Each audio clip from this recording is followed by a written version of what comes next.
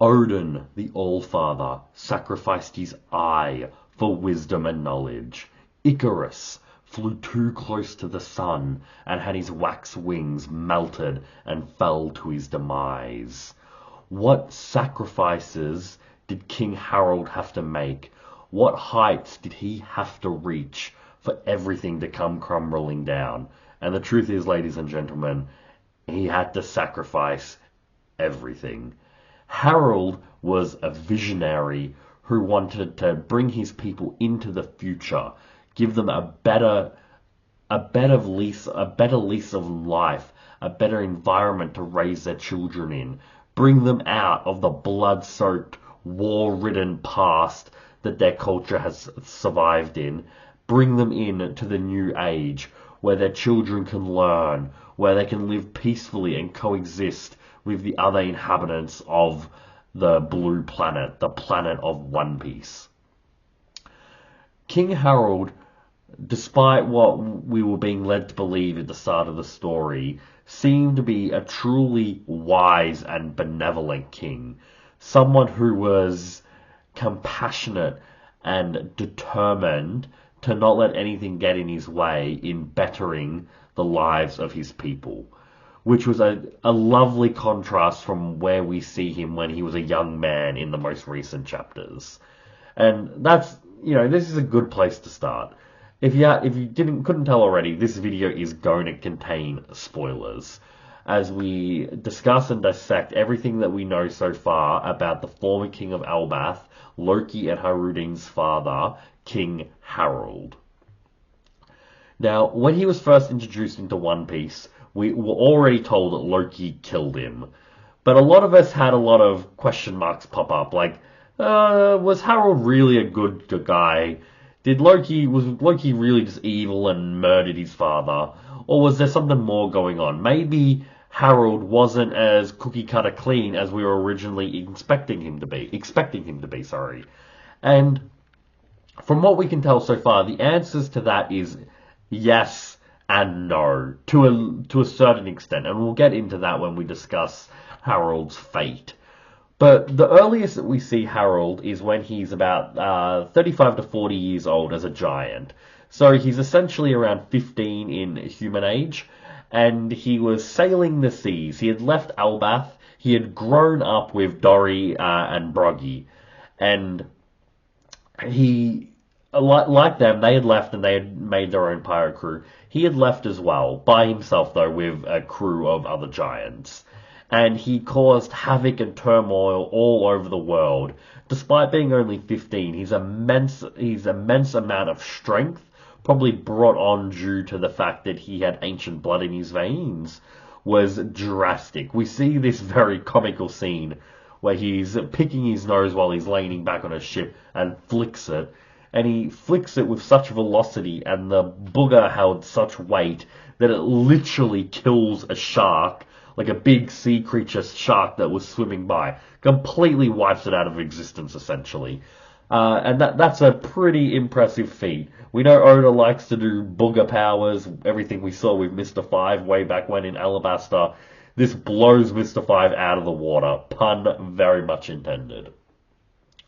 We see that he has no morality in lesser species, and he believes every species to be lesser than him because they're giants, they're the strongest creatures in the world, and he is like a giant upon giants because of his ancient giant blood.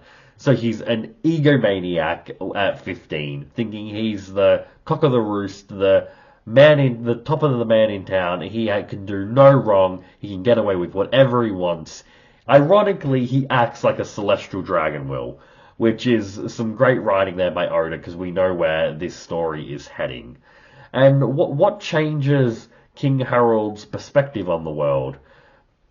Does he encounter a mystical object? Does he go to a certain place? Does he just wake up one day and had a good sleep and realized he was being a bit of a dick? No. Like what changes most men in a story like this, he meets a woman. And that woman is a giant that was born outside of Elbath by the name of Ida. Different pronunciations of it. For right now, I'm going to stick with Ida. Now, Ida is a pacifist at heart. She believes that two wrongs don't make a right. If someone hurts you, you shouldn't then have the right to go and hurt them. And this is a concept that Harald can't begin to understand because he was born with everything.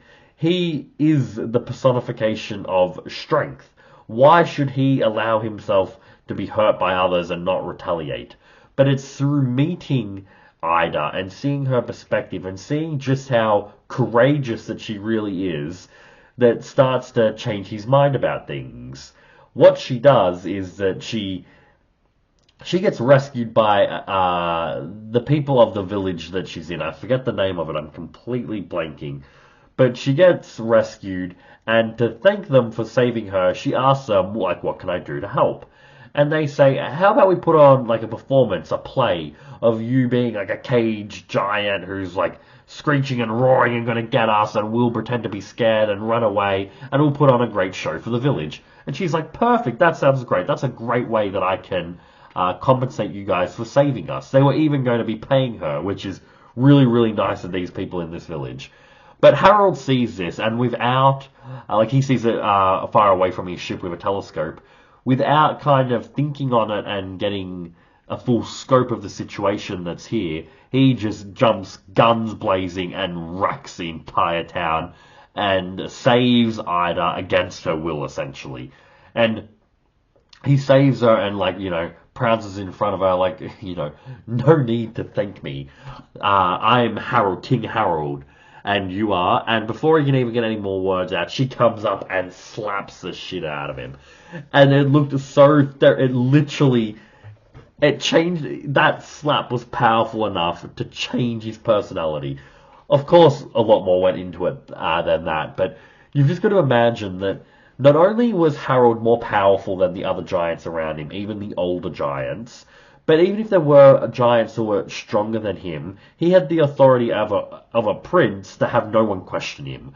So to have this random rogue female giant, a very meek and passive female giant from another land, come and bitch slap you, it took him by surprise, and it made him think, like, there's more to this woman than meets the eye.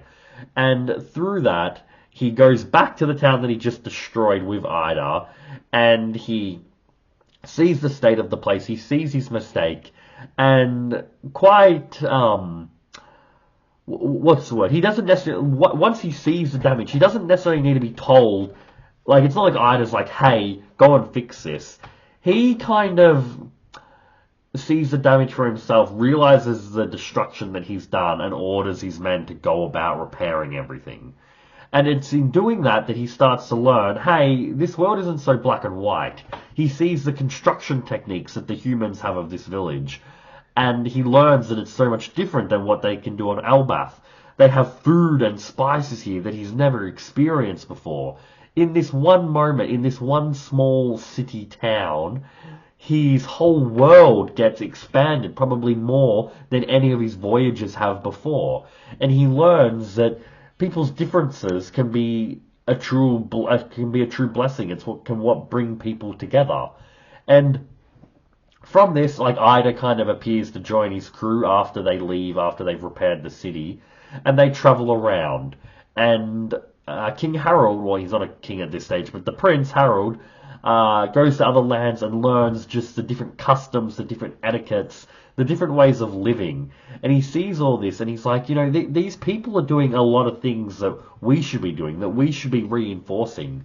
Why do our young warriors need to go to battle and die? Why can't we live in peace? Why can't we teach them academics, give them an education, so they can potentially do something else with their life other than fighting, which is what's expected of them? Of course, Elbath is the land of war. It's where war originated. That's the personification of war.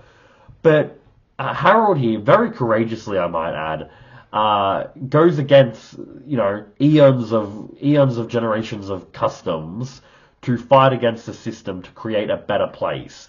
But he doesn't do it in the sense of taking away their own culture, the people of Elbath. He's smart enough to realize it's a little bit of give and take here. We can't just completely do a 180 and change everything. We need to still uphold some of the customs that we have. And that's what kind of leads to his separation from Ida.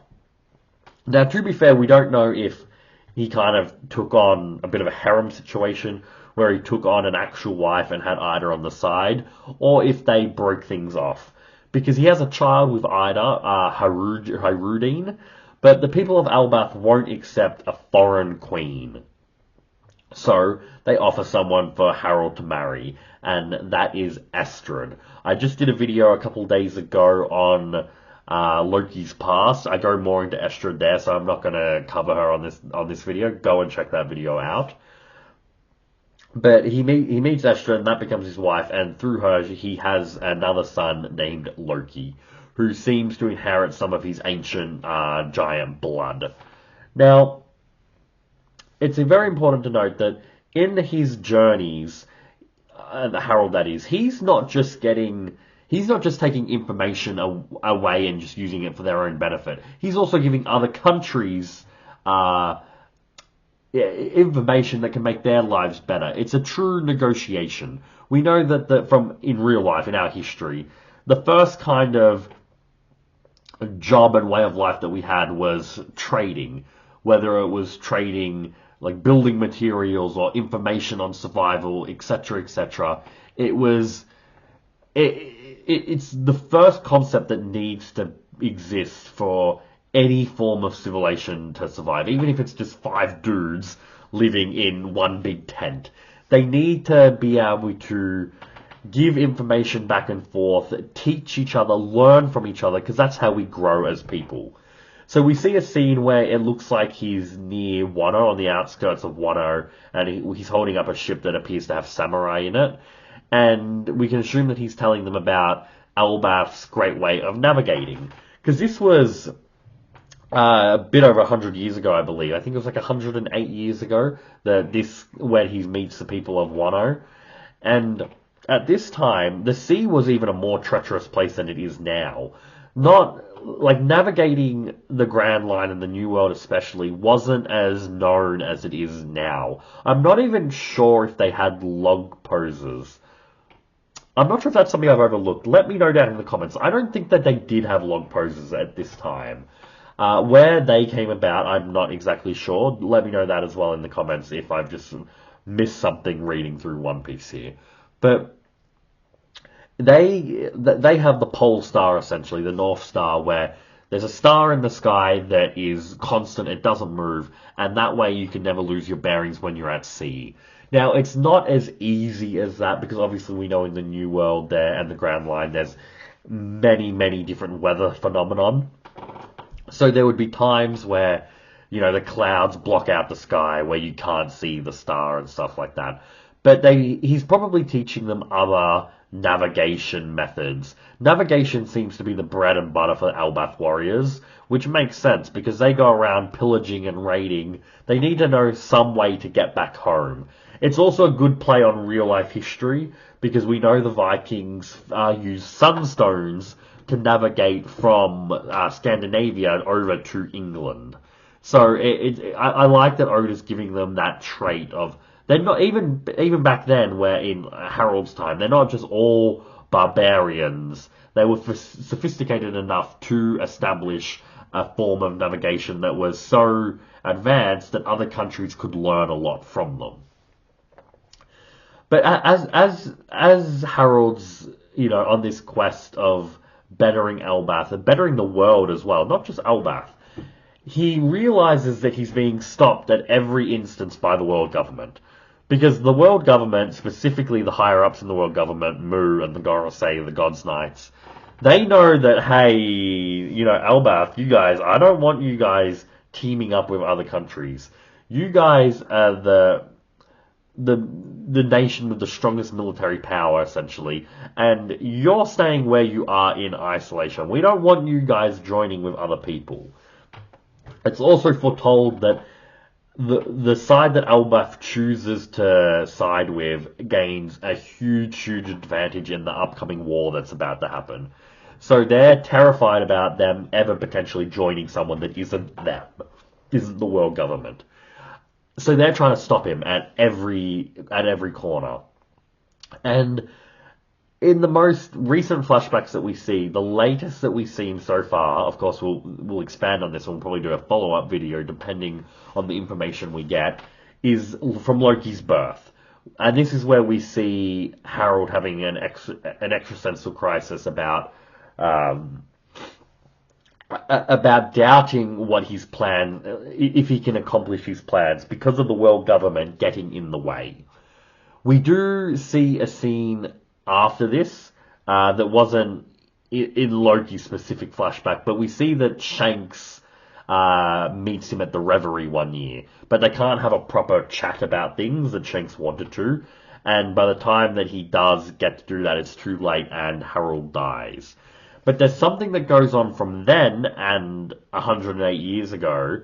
There's something that happens here with the world government where things start getting out of Harold's control. Like my reference in the beginning of this video, he's flying just that ever too high where he's getting too close to the sun, where it's going to lead to his demise. And what is it that he had to sacrifice like Odin? In this case, it's his life, essentially. And if you want to look at it in bigger terms, Elbaf's potential future. Because there's a few possible ways that this could go. He has dealings with the world government, we know that. So in his mind, he's probably thinking, hey, you guys are my biggest obstacle. What happens if we join together, but for the betterment of everyone? Which I respect him trying to go down such a diplomatic route, but you do have to admit that it's very naive what he's trying to do here. He should know that the world government, even though there's some good eggs there, like the lower tier people in the world government could have the true betterments of civilization on their mind. They're controlled by demonic maniacs that don't care, and through the celestial dragons that are so hedonistic and so aloof to the world, where they, they're going to do what best suits them. No one else. I don't care who you are. And we can imply from all this that Harold has probably underestimated that. Just underestimated how greedy, how gluttonous, how selfish and evil the world government actually is. And once again, I'm talking about the more rulers of the world government here. So it could have gone down a line of thinking that, he's trying to open up trades with them and stuff like that, come to some compromises and everything. But eventually it's clear that he won't do what the world government wants. Mu potentially comes down or possesses someone, takes over the guards' minds with the Domni Reversi, and then they kill Harold. Now, that's just one line of thinking. We'll explore some others in a sec. I also want to say, in my Loki video I did about a week ago, I mentioned that Loki, like killing his father and stuff like that, when we see the guards stab Harold. I've left it like that because it's still ambiguous. Loki still could have been the one that delivered the death blow. Of course, Jarl is probably a little bit shifty, the guy with the 400-year-old giant with the blade in his head. Who knows how much of a reliable narrator he is. But it could also be something that the case that Loki did kill his father. The main reason why that might be the case is because of the Domni Reversi technique. If this didn't exist, then it throws all these arguments out the window, because Harold just seemed to be a generally decent person that loved his children. It wasn't even one of those things where he loved one over the other, like his true-born son or the son that he had with the woman that he actually loved. He loved both of them the same, which was nice to see. And thanks to this power, the Domni Reversi, you could definitely see Loki being forced to take his father's life due to the fact that he had been turned into like a thrall for the world government. And we know that Loki despises the world government. So it could have gone something like that. It could have gone something along the lines of he was already under the Domni Reversi. Maybe it was a little bit more discreet than what was shown in Elbath with Dorian Broggy. But maybe he was under that and he was fighting control and he eventually broke out of the control. But then Mu had the guards kill him. It could be that way. The guards as well. I don't think that was like a plan set up by the elder giants to dethrone Harald. I think this all is all coming from Mu himself. Maybe Mu or one of the Goroseis was able to manipulate Jarl into getting a force necessary to kill Harald, but it's definitely the Gorosei Mu's machinations that are going on here. I reckon it's probably more likely that they were Domni reversied, because it implies it's more of a reason why Loki killed them all, because of them not being in their right mind type of thing. I suppose, oh, sorry, I suppose it is possible that Loki was just in a rage that his beloved father was killed, that he would just murder all of them, assuming that this was done more of a as a treachery kind of red wedding type of plan with Jarl being the mastermind. That could possibly be the case as well. We know that Loki, though, had a lot of grievances with his father getting into bed with the world government. So, whether or not he was Dommy reversing from the beginning, or whether or not he was just very naive in who he was taking on as bedfellows, it was clear that Harold was making the wrong choice. Perfectly good intentions behind it, but the wrong choice that ended up costing him his life. And very well potentially ended up costing his son a lot of suffering, being chained up and leading to his imprisonment. Ugh. Sorry, it's getting to 12:30 here. I'll probably go for a little bit longer. But like always, I'm getting really, really tired in these videos. But this one doesn't have too much longer, thankfully. Be more of a shorter one to edit.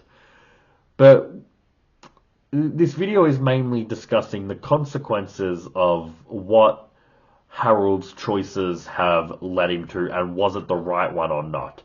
And truthfully, I'm going to give a little bit of a cop-out answer. I don't think anyone can say what Harold was doing was wrong. Could you argue that it was naive? 100%.